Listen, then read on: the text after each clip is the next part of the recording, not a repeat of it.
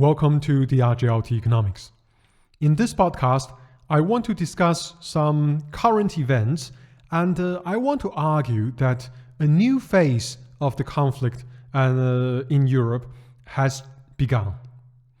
Before I begin, however, I want to make kind of an apology if this video this recording comes out a little bit echoey because my room is now a little bit even emptier than before, and because it's very cold outside and the central heating hasn't been on, I have to keep the windows closed. This exacerbates the echo problem in my recording environment. Nevertheless, let's begin. I want to divide today's podcast into two simple steps. First, I want to highlight four events that I think are quite impactful. And these events have taken place in the last week, in the period of last 7 days. And I think this, instead of a August surprise, we have had a September surprise, and this is going to have lasting impact in global geopolitics and particularly in Europe. And this could be a turning point in the current conflict and perhaps in the fate of the European Union. And then I want to speculate a little bit about the most impactful of these events. And the one that is the most surprising, the one that inspired me to make today's recording, the one that has taken place today. Earlier, actually, been reported today, I think it took place about 24 hours ago, which was the break, some sabotage operations in the gas pipelines in the Baltic Sea. But first things first, let's discuss four impactful events.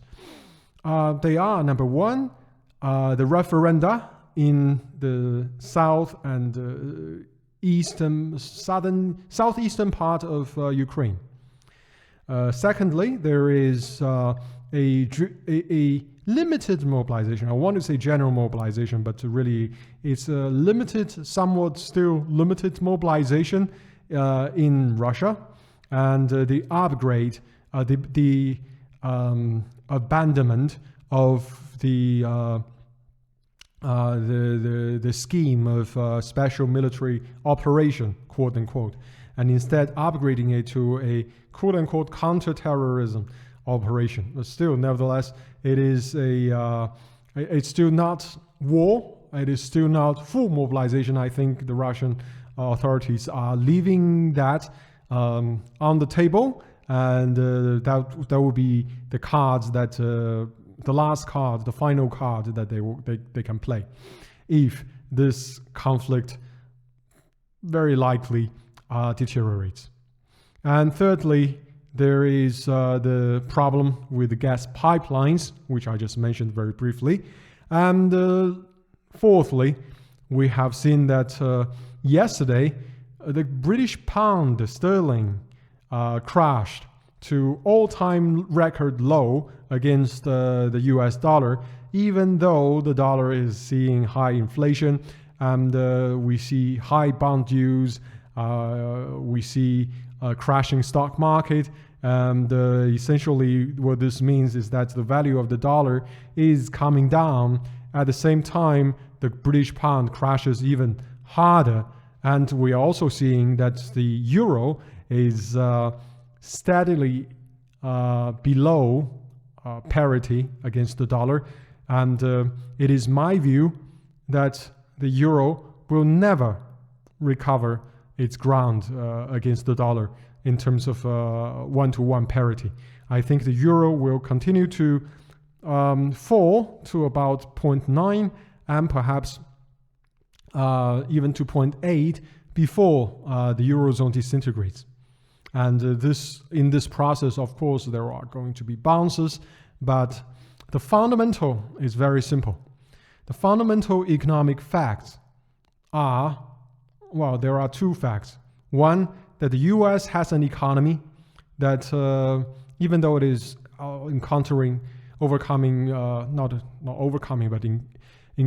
some hardships, in Europe, the economic model has completely been destroyed. So there is no real economy. The entire economic system needs to be rebuilt, and this means that there is no economy. On the one hand, you have an US with an economy, in the EU without an economy. And in the US, there is sovereignty. They have also control of natural resources. In Europe, there is no sovereignty, no control of natural resources. This basically means that the situation in Europe will always be worse in the coming years than it is in the United States. So it is just unimaginable for the euro to recover parity, to go above parity against the dollar. I don't think it will happen.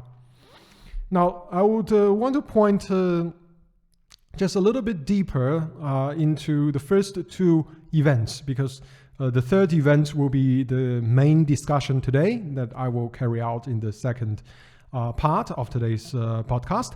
And the last point about the pound and the euro, I will dedicate that topic into a separate podcast, which I probably will make later this week. Now, about the referenda in Ukraine. This is, I think, this should be taken into consideration in conjunction with the limited mobilization and the upgrade from the SMO in Russia. Because make no mistake, the referenda are organized by Russia, and before they were organized, Russia already made sure, whether through democratic means or otherwise, that the results of the referenda would turn in a direction that is favorable to Russia strategically. That basically means that across all four regions, there will be wide support for a broad support for joining the Russian Federation. And indeed, I have seen, since I'm making this podcast very late today, I have seen the results of the referenda, and the support for the motion have been overwhelming, I think, across all regions, at above 95% across all four regions that voted. So, and also the participation rate is very high. That means that these referenda have at least legal effect in Russia, and Russia will quickly incorporate these regions into its nation, into its legal framework. And along with the mobilization, this means that Russia is determined now to upgrade, to pull less punches, as we say, perhaps to take off the gloves. I think this is going to be, the Russians intended this to be a new framework for the conflict. If you recall, in the beginning, Russia wanted a negotiated solution. And this combination of referenda and mobilization and upgrade of the conflict means, in my opinion, that Russia has abandoned categorically a negotiated solution with Ukraine.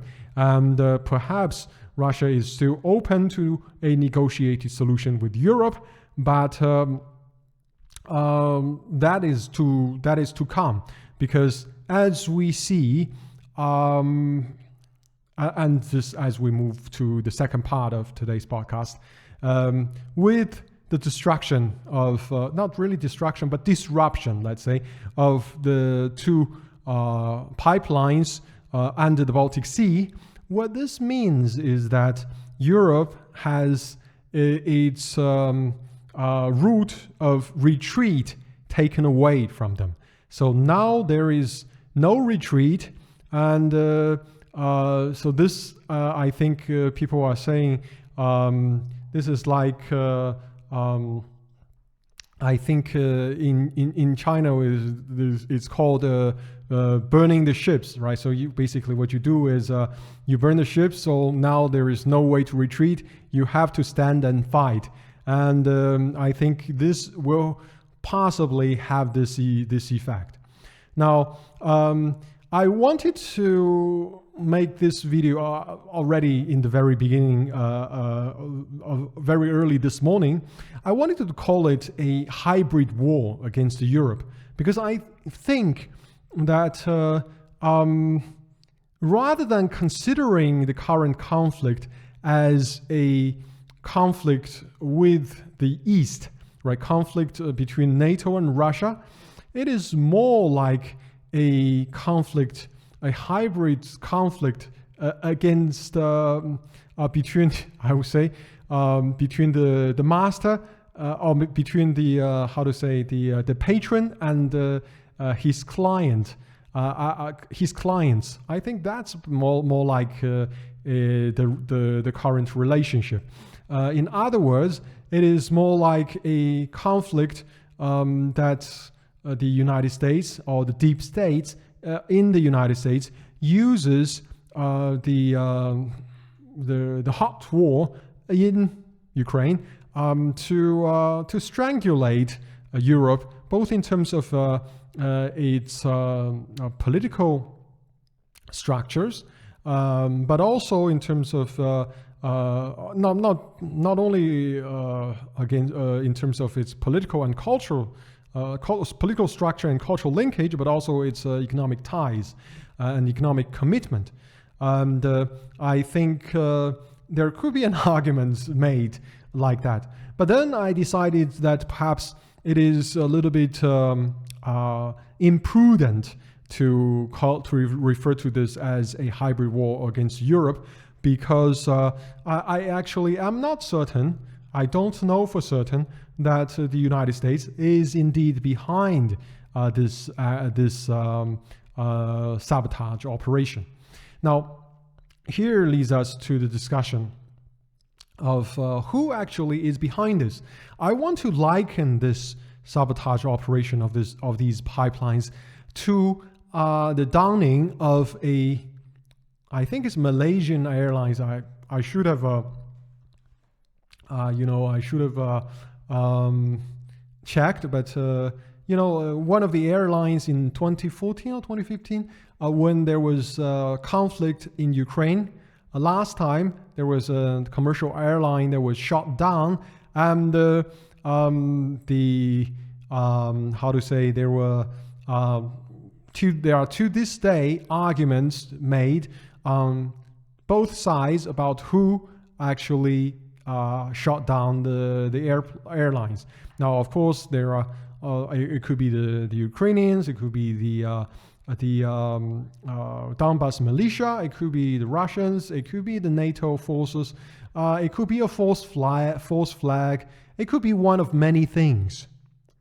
And I think the same can be said about this gas pipeline story. I've heard four main countries of interest that have been mentioned. There's Ukraine, for obvious reasons. Ukraine wants Europe to be more committed to this conflict, and thereby perhaps making this, carrying out this sabotage. It could be Russia, because maybe Russia is trying to pull a false flag, even though even though this doesn't really make sense, right? To people who who think logically, this does not make sense, because Russia can always and has already turned off the gas shipment to Europe. But just because it is so illogical, it could actually be Russia that did this. Basically, they made a move that is illogical, and for whatever reason, there could be a lot of room for speculation, but we don't know.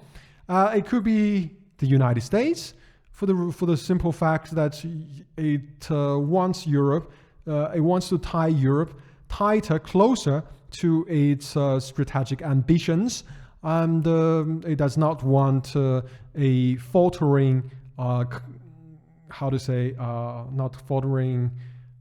weakening commitment in Europe.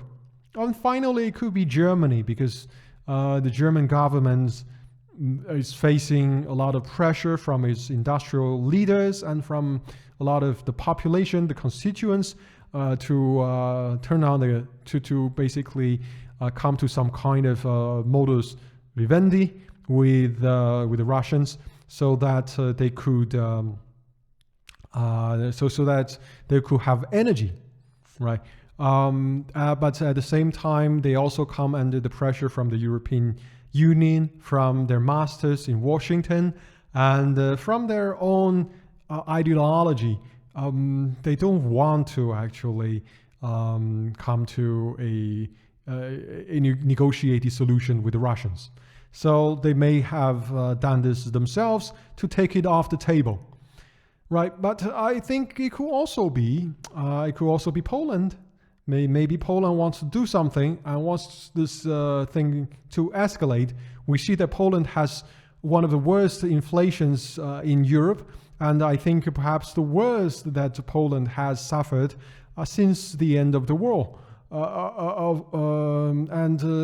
This means that I doubt, even though I don't know the situation on the ground, I doubt that the political situation is very stable in Poland.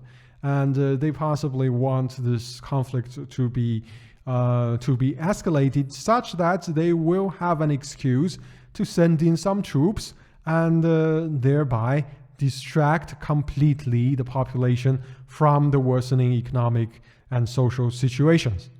It could be Denmark, simply because in the last time when the Americans eavesdropped on the European leaders, they used the Danes. It could be also the Baltic states, for the same reason as I said about the Poles. And finally, it could be the British. Why? Because the pound has crashed, and the new government is pursuing certainly the same policies as Boris Johnson, but without the charisma. I think this is the right word. I think Boris Johnson, despite his disorderliness, slavenness, he is somewhat charismatic leader, and Liz Truss is certainly not. And Liz Truss is facing, I think, one of the most, perhaps the most difficult situation since Winston Churchill. And trusts, I think you don't need to trust me. You will trust yourself. That Liz Truss is no Winston Churchill. And so maybe they want to do something just as a distraction. We will never know, I guess, for certain. But this doesn't really matter, even though I spent minutes, maybe 5-10 minutes discussing this. It really doesn't matter. What this shows is whoever it was behind this has taken the gloves off. And as we see that the Russians are taking their gloves off, we see that the Americans are threatening the use of nuclear weapons. They have categorically taken the use of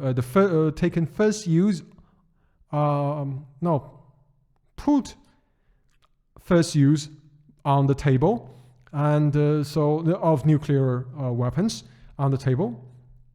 We see a lot of rhetorics coming from all sides in this conflict, and so we are going to see something that is very dramatic compound that with the worsening and rapidly, I think this is a rapidly worsening economic situation across the globe, but particularly in Europe, I think we're going to see some very interesting events and a lot of politicians, in order to avoid the reckoning of a lot of their policy mistakes, they are going to choose harm over self-harm or whatever, over reality.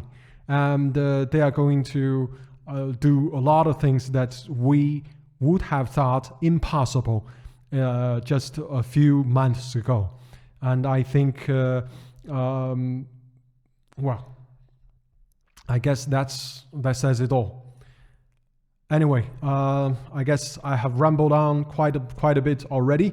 Apologies again for the possible and I think likely echoes in this recording. Thank you for listening and have a great day.